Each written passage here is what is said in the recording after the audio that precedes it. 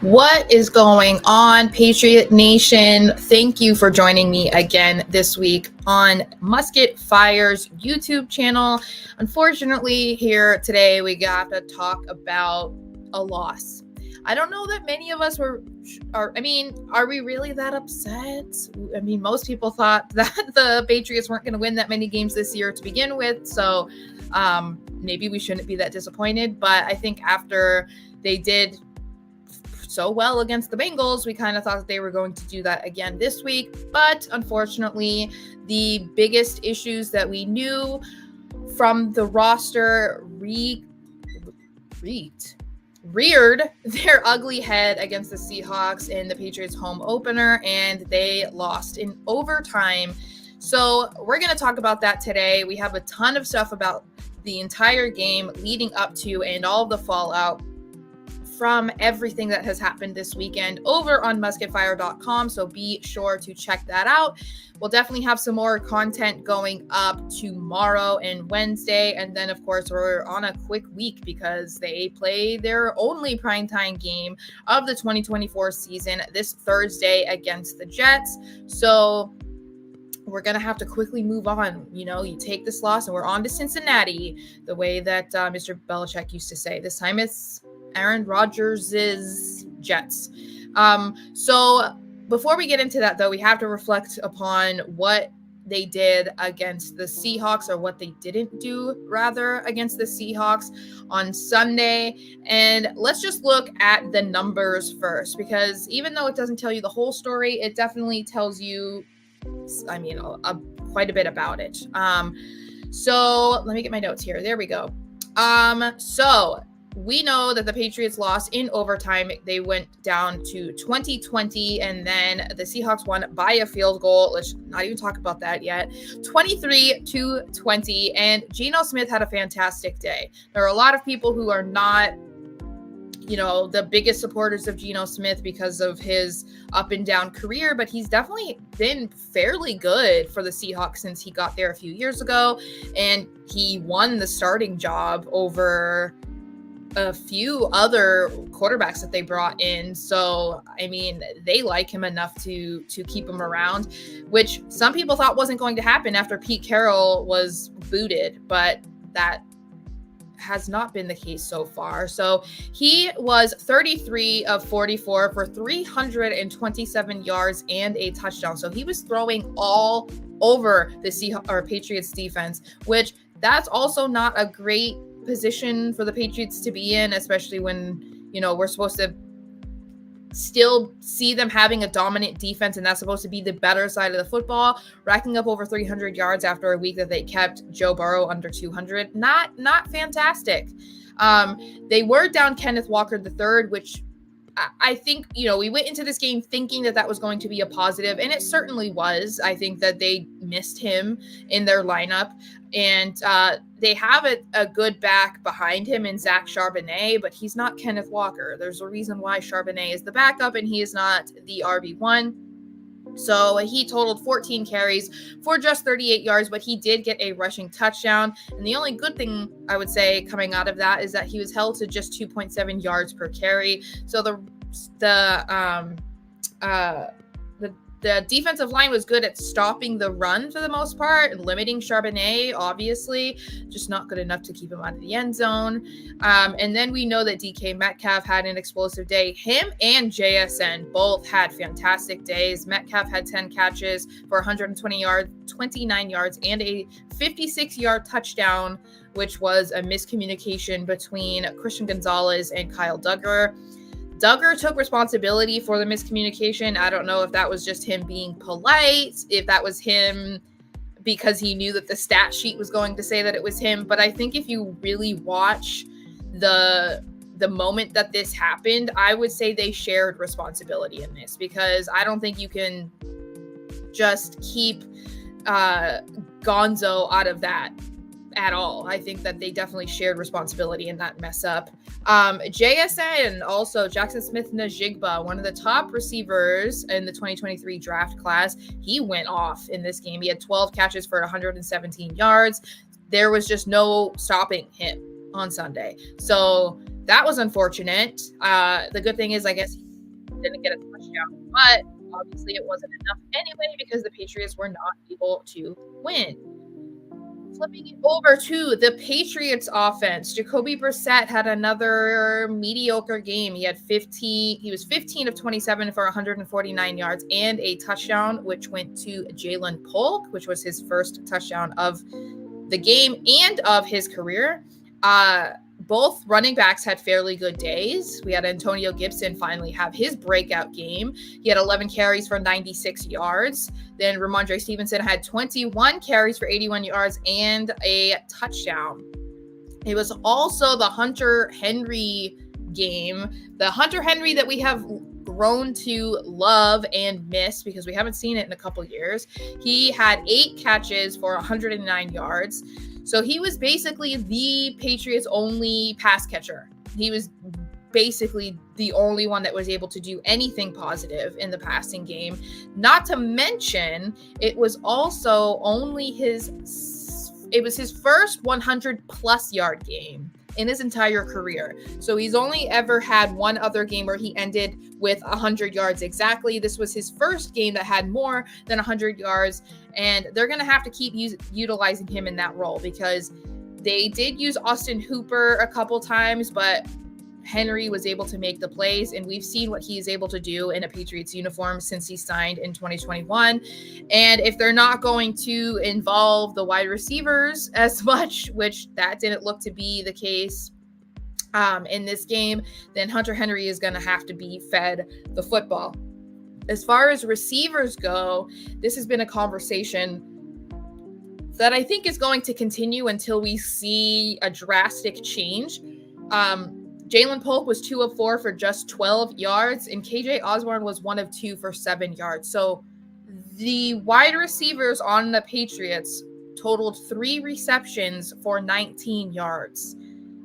If you ever read a stat line like that at the end of a game, I think most people would say that you were lying. You were joking. That wasn't a game. Those are players that got injured. They didn't play an entire game, blah, blah, blah. But no, that is the official stat line for Patriots receivers from this game, which is super disappointing because I think a lot of people had the assumption that the Patriots receiving core was going to continue to be one of their weakest parts of the roster. And even though they did add Jalen Polk and Javon Baker in the draft, both who are explosive players, they are rookies. So usually rookie receivers take time to develop. You don't usually just hit the field and, hit the ground running and are superstars right away. So there was a little bit of leniency there because you're like, all right, well, these guys are not going to be fantastic right away. However, they only added KJ Osborne.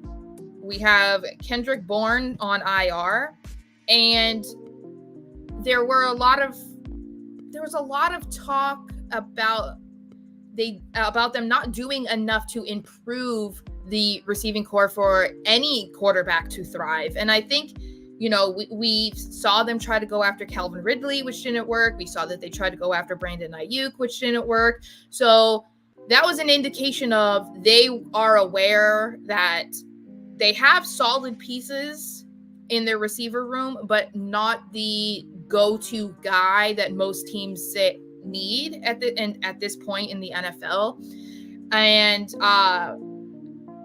now we're seeing all of those concerns come to light. Not to mention, where is Demario Douglas? That is actually one of my questions that we're going to get to later. But that is, I don't even know how to explain that, honestly. He was their best receiver last year. Granted, he only totaled over 100 yards, and that was the leading stat for all receivers last year.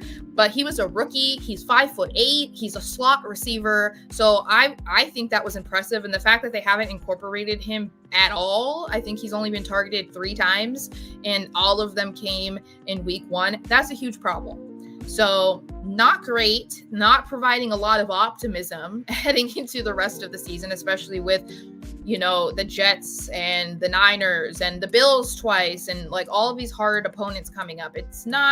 it's not feeling too good right now. Moving on to the defense, the Patriots got 3 sacks for negative 15 yards, which were to Kyle Duggar. He got 1. Equaly got half a sack, and Keon White, man, 1.5 sacks again. He now has 4 sacks through 2 games. On pace, if you do the math, for 34 sacks this season, which is an article that I put up today on musketfire.com, so you can check that out. That would be incredible, and obviously that means that he's averaging 2 sacks a game, and at this point, that's the case.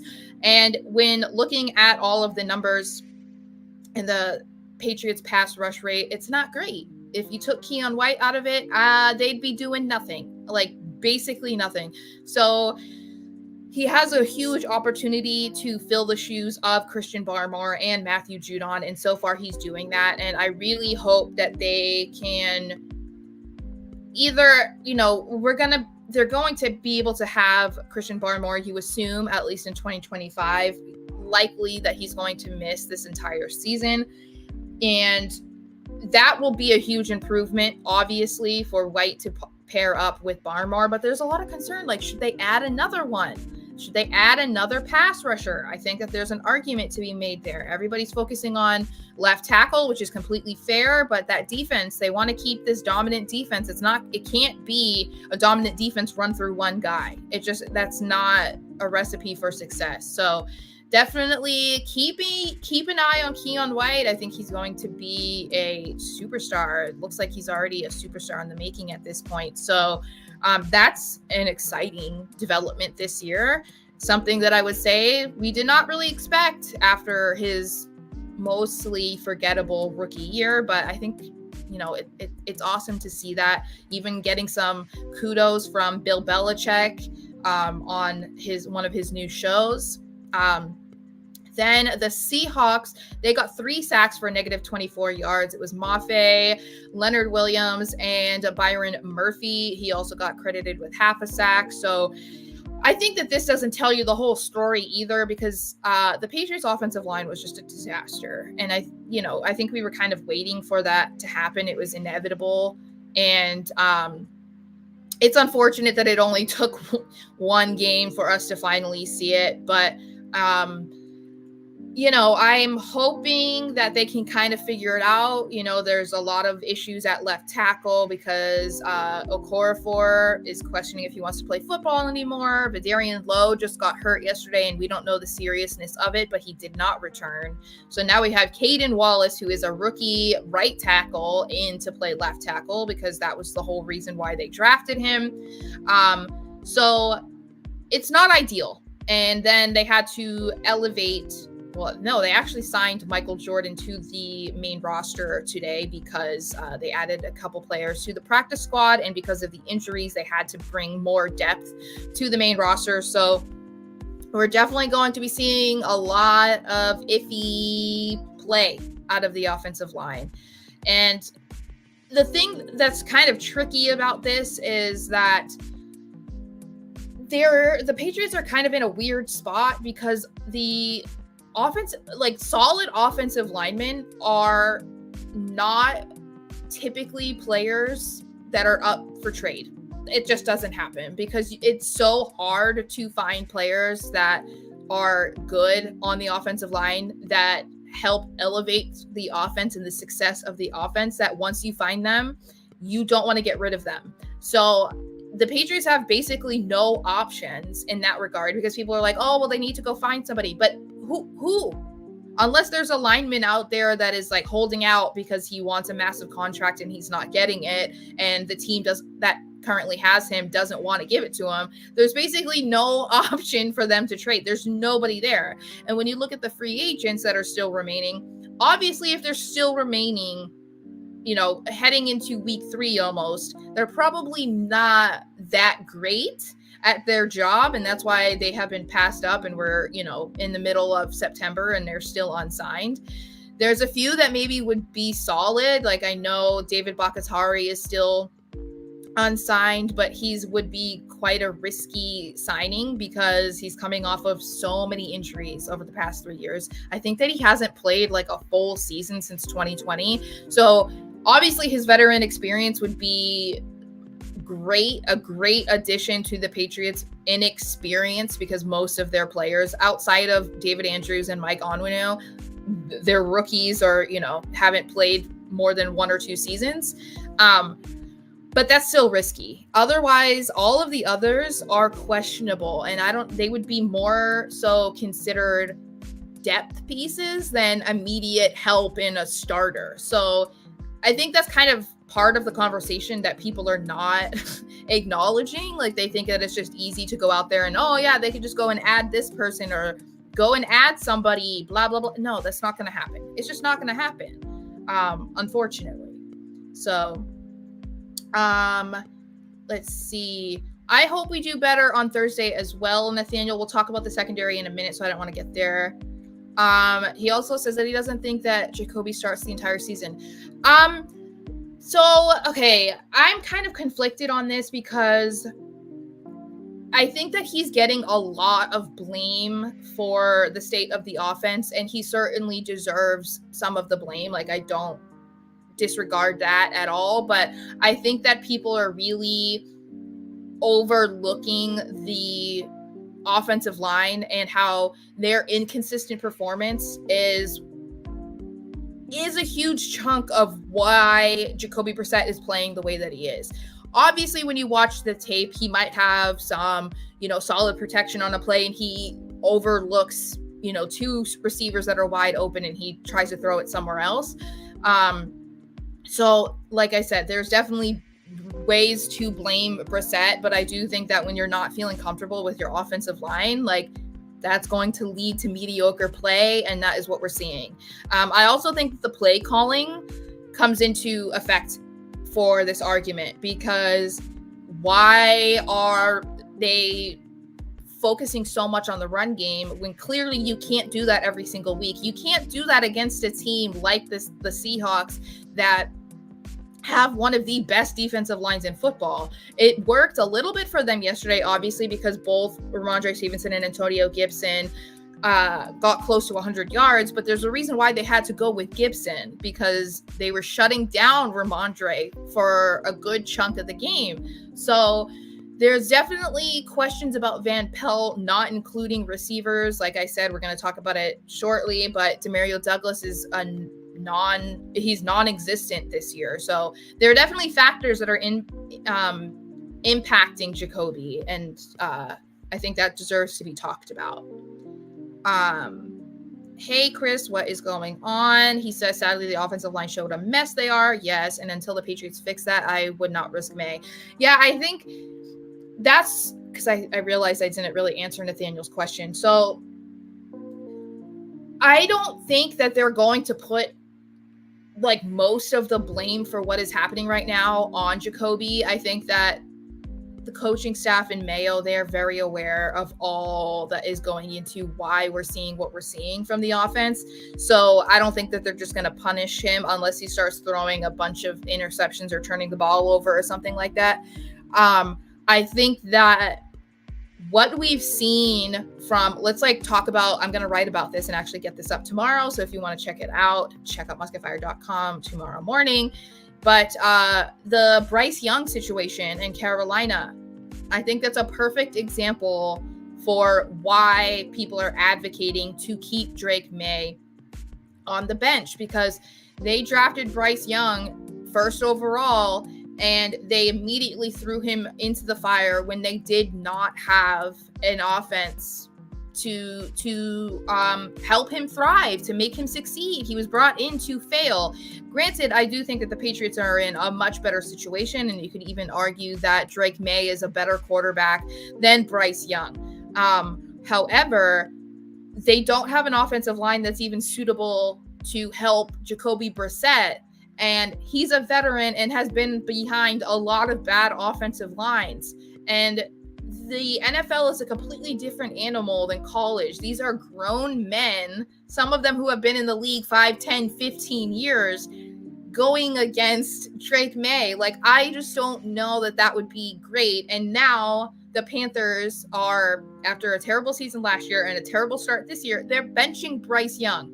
They're punishing him for their incompetency. which I'm not saying that would happen in New England, but that's a little bit, that's a little scary. That is not something that they should be doing with Drake May. So I think it's a cautionary tale, and that's why I'm okay with May sitting for now. I think if we saw a little bit more better play from the offensive line, then sure, maybe throw May in there. But I think that it's going to be a situation where Jacoby's going to start as long as they possibly can. If it starts to become a huge issue, I guess, then yeah, we'll see May.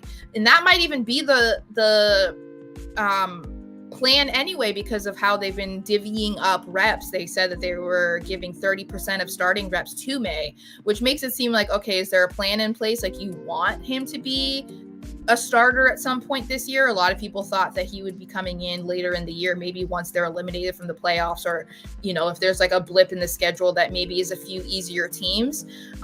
So that could be a thing too. I don't know. We're going to have to wait and see. There's a lot of factors, I think, that are going into this decision, and we just don't know the answer right now because it's only been 2 weeks. And a lot of people are just clamoring for May to come in because they think that the Patriots are overall good enough to compete this year, or they were already upset that May was not chosen to be the starter. So they're pushing for May to be in because it's like, look, see, Jacoby's not great, blah, blah, blah. So you have to really question why people are saying it. And that's probably more so the case than anything else. So, Mac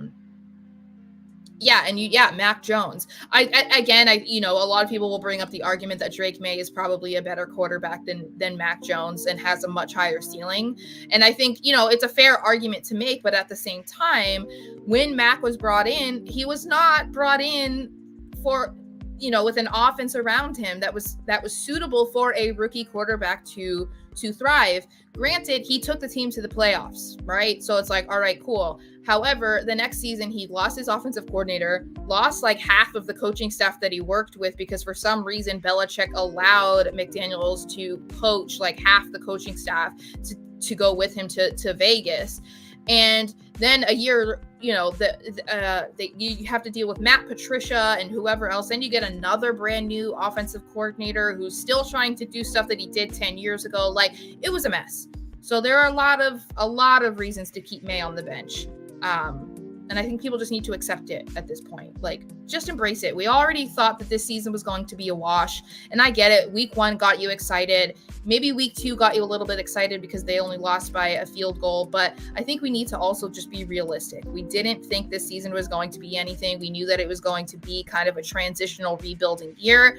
And we can't lose sight of that. They need to build for the future right now, and that's more important than if they lose in 2024. Like, who cares if they can compete in 2025? Doesn't that matter? There are teams that haven't been relevant for decades. The Patriots are lucky that they went to 9 Super Bowls in 20 years. I know that we shouldn't necessarily keep mentioning the past, but I think that it's still relevant.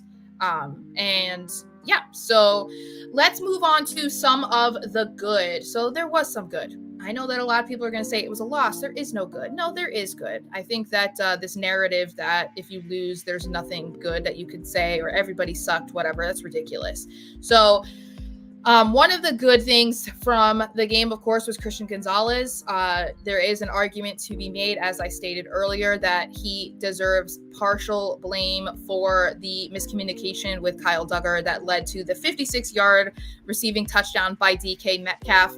But if you look at the stat sheet, he was not credited with it at all. So when it comes to covering DK Metcalf in this game, he ran 36 routes.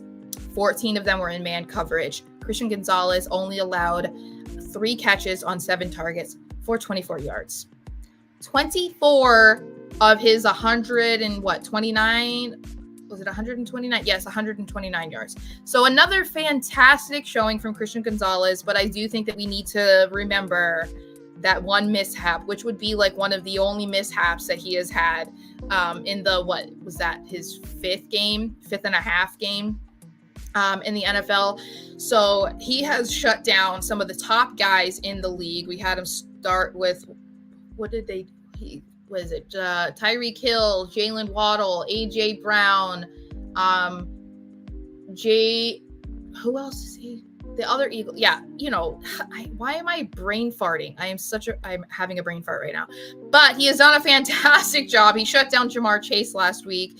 Then he had DK Metcalf this week. So another great job. I think that it's one of the better draft picks that Bill Belichick has had. And I think it's definitely one of the best parting gifts that he easily could have given the Patriots, especially since you could look at some of the other situations that he has put the Patriots in that are not so ideal for him to have left. But Christian Gonzalez is definitely one of the best parts. Then, of course, you have to give credit to Ramondre Stevenson. He is still killing it. He is their lead back, and he is the main reason why they were really able to do a bunch of good stuff on offense yesterday. Got one of the only touchdowns of the game, which reminds me that Jalen Polk looked great yesterday too. It was really cool to finally see him get his first touchdown of his career, because I think that he needs to be more involved as well. We're going to make arguments for other receivers, but I think that Polk was open quite a bit in week 1, and Jacoby either just didn't see him or he threw to somebody else. And it's like, you don't draft a receiver, in the second round for you to not utilize him. There's a reason why they took him in the second round. There's a reason why he was considered a second round talent. So I would like to see more of that. I was disappointed that we didn't see Baker at all. It was great that he wasn't a healthy scratch, but we didn't see anything from him, which is disappointing, especially after those few flashy plays that we saw from him during training camp and the preseason. Clearly dude can ball, and we just are yet to see it in the regular season. So I'm hoping that changes as well.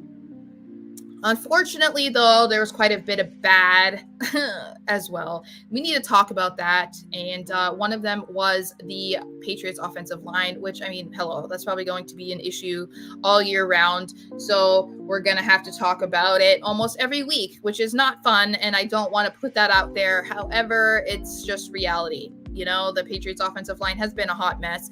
And despite their best efforts, which you could argue maybe it's not their best effort, despite their efforts to try and make it a little bit better this offseason, it hasn't worked.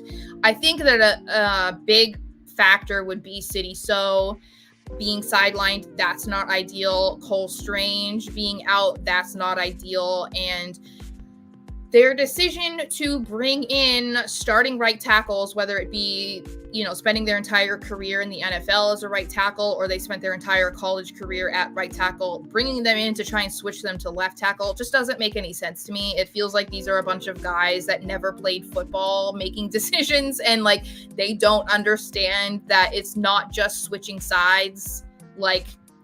It's just not that simple. There's a reason why there are designated right tackles and designated left tackles, and that being a swing tackle is a needle in a haystack. That is not something that happens, or, they're not players that grow on trees. So the fact that they decided to replace Trent Brown, who was a tackle that they were trying to force to play out of position, with other players that they were trying to force to play out of position, it just doesn't really make a whole lot of sense. So we saw the problems from that. The stats have come in. So Vidarian Lowe was credited with a hit and a hold. Layden Robinson was credited with a sack. Michael Jordan was also credited with a sack. Onwenu was hit with a hit. And the team in general allowed a sack and 2 hits. So we saw how much Jacoby Brissett was on the ground. And it's not even just, hits and sacks are going to happen. And I would say, okay, 3 sacks in a game, it's not that bad when you actually look at how bad it could be. However, some of those hits, he was wincing in pain. I don't know if people are giving this man enough credit for how tough he must be, because I cannot imagine what it feels like to have a 300-pound man running forcefully at you and knocking you to the ground so hard and getting right back up and just continuing on. Some of these hits that he has taken in this season, and even in the preseason towards the end, that was rough. So the fact that he is able to just keep on going and not really complaining or anything is pretty incredible, I would say. So we'll have to see how this goes. I don't have a lot of optimism that it's going to drastically improve as the season goes on, but I mean, I try to be optimistic, as most of you know if you pay attention to me on social media and stuff. But yeah, we'll see. It's just that, like I said earlier, there's just not a lot of options for them to go to at this point. Let's see. I want to get to the comments. I see a couple of comments here. Jesse from Facebook. What is up, Jesse? He said, what happened on that overtime drive by Seattle? The D couldn't hold clutch. I honestly, I don't know. That really surprised me. It was kind of similar to like how the game started, where it was like, okay, this is, I mean, for me anyway, I felt like, okay, this is going to be a rough game because like, you know, the miscommunication, you could just chalk that up to just being like an oops. You know what I mean? Like, it happens sometimes. And it took a while for the defense to look how they normally had, or even how they looked like just a week before. And this felt like that was kind of a situation here too, where it was like they were just way too lax. So I was just like, what are we doing? Like, why are these people wide open? I don't get it. They made it really easy for them to move down the field and to get into overtime into field goal range. And also doesn't help, you know, that defensive pass interference call on Jonathan Jones didn't help. Of course, Tyler Lockett still caught the football, so we're not taking anything away from him in that regard, but giving him an extra 20 yards didn't help, you know. I think that it could have gone differently, basically. Chris says, I would like to see some more creative play calling as the season progresses. Yeah, I think part of the thing is too, is like, this is a brand new system, a brand new coaching staff, a brand new team for them. There's going to be learning curves. And I think that we're kind of seeing that. There's going to be growing pains, and we're seeing that right now. So I feel like, you know, I like to try and remember things that Bill Belichick said, where it's like, okay, the first month of the season is kind of like an extension of the preseason. Obviously, if you're a team like the Chiefs or something, you can overcome it, but the Patriots are not in a position to be like the Chiefs right now. So I would like to think that maybe in a month's time, they'll be performing better in their weakest areas, like the offensive line and the play calling and quarterback. Will not be something that we have to talk about every single week, because that's going to get tiresome, you know? Nathaniel says, I wish that they would have gone for it on 4th and 1. I think that was surprising too, because they were 4th and 1, and I get it, they were still on their side of the field, so it's a little bit iffy, but I think that they have the pieces on offense that should make them feel a little bit more comfortable in doing that. Last year, Bill Belichick not doing it, yes, it received boos, but I understand. You know what I mean? Like, their offense was a hot mess. They couldn't even count on Chad Ryland to hit field goals when they were in field goal range, so they would have to go for it on 4th down. So I think that they're in a different spot now, but yeah, I think that they were being a little bit safe.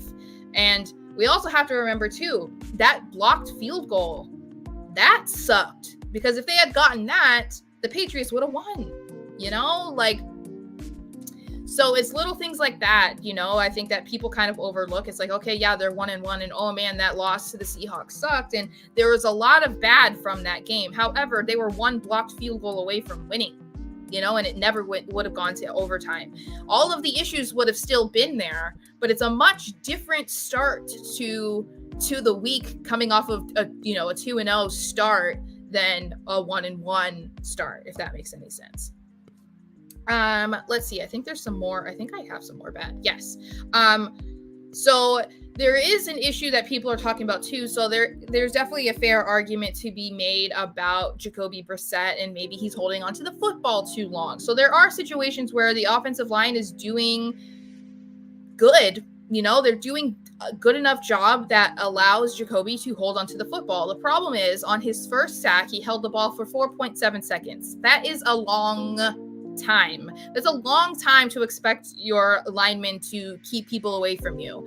The other 2 hits that he got, he held the ball for 3.5 seconds. So that's a long time, just in today's football. So definitely have to get better about that. The good thing is that at least we can say now, that was not something that we could say about Mac Jones, is that for the most part, and I'm going to knock on wood because I'm superstitious, Jacoby knows when to get rid of the ball or knows when to take a sack instead of like trying to make a play or risking turning the ball over. That is not something that we could say about Mac Jones, especially last year. So at least we can give him that credit, because you don't have to sit there and hold your breath when something like this is happening. It's not ideal that he's getting sacked or that he's holding onto the ball too long, obviously, but as long as he can keep the football or like, you know, getting rid of it before he takes the sack and it doesn't go to a defender, then I think at least that's the silver lining here. Maybe that's trying to grasp at straws for anything positive, but I think that there are a lot of things that are in improvement this year than over what happened last year. And I think that, you know, some of that deserves to be talked about.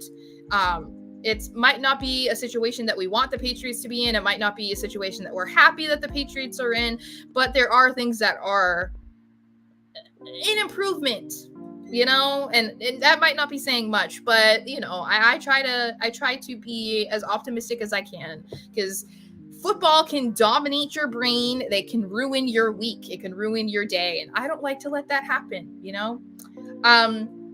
But yeah, so some of the biggest concerns, kind of already alluded to this a little bit earlier. Well, actually, let me get to comments. I see there's a couple comments. Oh yeah, we still have not beaten the No. Oh yeah, no, we haven't, have we? Yeah, no, because they beat us when they came to Gillette in 2016, and then I think the last time that we played them was in 2019, and we lost to them. So yeah, you're right, Nathaniel. That's kind of crazy. And that's a thing that kind of sucked too. It's like they had Malcolm Butler in the house. They had the 10-year like anniversary of that Super Bowl win to celebrate, and then we lose. I hate when that happens. Jesse says, try that tush push on 4th and 1 in a weak overtime game with a young Pats team and see what happens. I think that they could have done that. They could have done it with Jacoby. They could have done it with, I think he corrected himself. Could have done that with Ramondre. Like, they were seeing some later game success, even maybe Antonio Gibson. They could have done something. You know, they did that Wildcat play with Ramondre, and that worked out well. So they could have pulled something. I don't know. I think Mayo took blame for it, you know, not going for it. But I do think that they were being a little bit safe. And it wasn't like they were getting blown out or anything, you know, that they had to like be safe to not give you know, a possible midfield positioning for the Seahawks or something. So I don't know. But yeah, let's get into this. So the biggest question right now, and I have a piece up about this because Demario Douglas was kind of expressing his frustration to the media today when reporters were in the locker room for some post-game stuff. And he doesn't know what is going on and why he's not being involved. I don't know that any of us really know what is going on. You know, when it comes to Douglas, like, he is a great player and was the leading receiver for the Patriots last year. And he's a unique player because of his size. And I think that he could really become a solid weapon for the Patriots for years if they just actually used him. Now, like, my main question was, and I don't want to keep hammering home that he's only 5'8", but I wonder, and maybe this is a ridiculous question, but I don't know that Jacoby Brissett has ever worked with that type of receiver, like that size. And that's why I wonder, I'm like, is it just that they're not having him on the field, or they're not incorporating him into the game plan? Are you not seeing him? Do you not feel comfortable throwing to him? Like, what is it? Is it a combination of everything? Because there's no reason to not be using Douglas, especially since Kendrick Bourne is out, and he's presumably the wide receiver 1 on this team when he does come back to the roster. So not using the next tenured guy on the team who, you know, I mean, he's the only one that has like more than one season. It doesn't make any sense to me. I don't know what's going on there. No one really seems to have an answer. Mayo didn't really have an answer other than like, oh, we need to scheme some things up for him. Well, why aren't you scheming things up for him at this point? Like, he had 2 receptions in week 1. You didn't do anything to increase that in week 2. I'd like to think that Alex Van Pelt will do something to incorporate him against the Jets and moving forward. But yeah, as of right now, it's kind of disappointing, I would say. And I don't really know what will be done. We're going to have to see.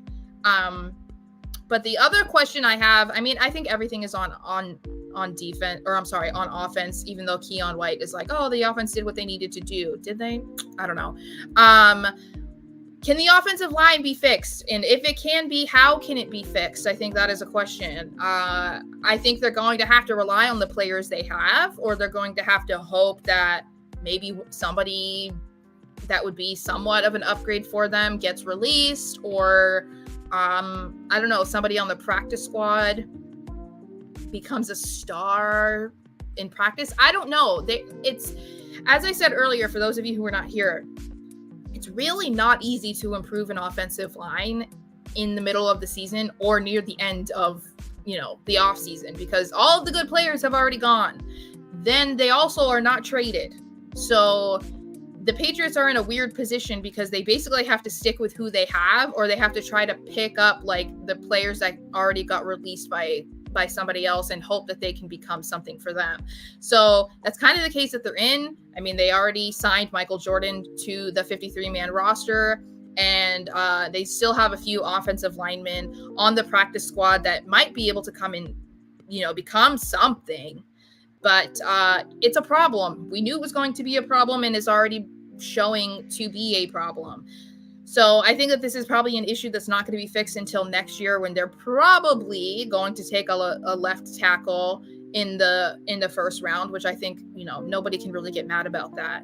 Like, they need a starting left tackle. It's unfortunate that we couldn't get Joe Alt, because he is absolutely killing it for the Chargers. And that wouldn't have happened because we took Drake May. But hopefully, I think that there are a few top names already that people are talking about in the first round for left tackles that the Patriots can go after. So the good thing is if they have like a top 3 pick, then they could trade out of that pick and get a bunch of other picks. So that would be a good idea too. You can get your left tackle. Maybe you can get another, a top receiver, because a top wide receiver is going to be scarce next year as well, because so many of them got extensions this offseason. So the main guys at the top of the league are not going to be available. So it's going to have to come down to the draft. So that is a good situation for that.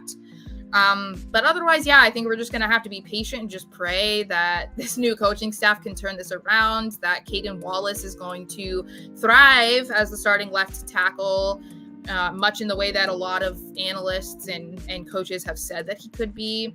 And I think it's unfortunate, but that's kind of the state that the Patriots are in right now. So we just have to accept it and just hope that they'll get better as things, continue this year. So Nathaniel says, I still hope we win some more football games. Me too, brother. Me too. I think they still have a couple wins left in them.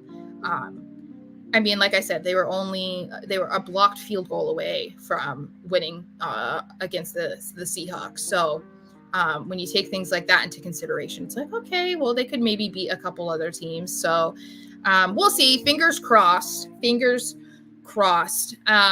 But anyway, since this is a short week, I will be back on Wednesday. Yes, I will be back on Wednesday to talk about the Patriots matchup with the Jets on Thursday Night Football. And we're going to talk everything about Aaron Rodgers, and because they're also 1-1. And so it's a short week. They have a lot they need to try and improve, which is another piece that I got up on musketfire.com. So make sure you check it out. Make sure you tell your friends about the Musket Fire YouTube channel. Like, comment, subscribe, share it, send the message out there, because I love talking with you guys. I really appreciate all of your comments in the chat, and would love to see some more of you as the season progresses. That would be really great. Thank you so much, Nathaniel. Go Pats. And I will see you guys on Wednesday. Happy Monday, and I will see you later. Go Pats.